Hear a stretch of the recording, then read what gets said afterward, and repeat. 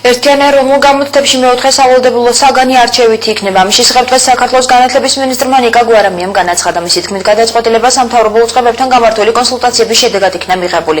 გადაწყდა, რომ აბიტურიენტებს 7 საგნიდან ერთ-ერთი საკუთარი სურვილით არჩევის უფლება ექნებათ. მათ შეეძლებათ აერჩიონ მათემატიკა, ფიზიკა, ქიმია, ბიოლოგია, ისტორია, ლიტერატურა და გეოგრაფია.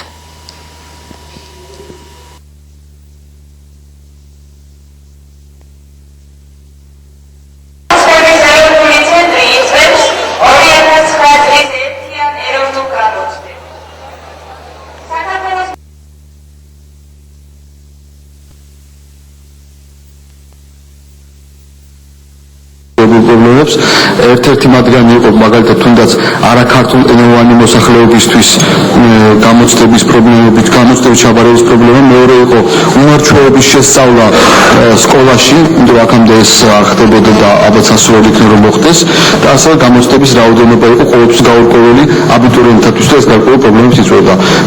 განათლების სამინისტროს მქონდა ეს პრობლემები, ამ პრობლემის გადაწყვეტა დავალებული, გადაწყვეტილება პრაქტიკულად მიღებულია და მეოთხე სავალდებულო გამოცდა იქნება ერთიან ეროვნულ გამოცდებში, ოღონდ ეს გამოცდა იქნება არჩევითი 7 შემოთავაზებული შესაძლებლობიდან, შემიძლია ჩამოთვალოს შესაძლებლობები, მათემატიკა, ფიზიკა, ქიმია, ბიოლოგია, ისტორია, ლიტერატურა და გეოგრაფია.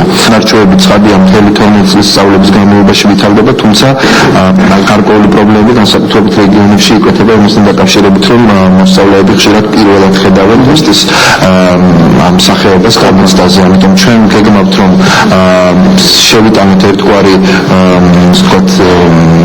კურსი სკოლებში მე-12 კლასში, რომელთაც მოსწავლეები ზედმეტად მათემატიკის მასწავლებლები განახორციელებენ, მოსწავლეები ინფორმირებული იქნებიან რა ტიპის გამოცდა ეს და ამ დროისთვის ეს იყო ჩვენ პირდაპირ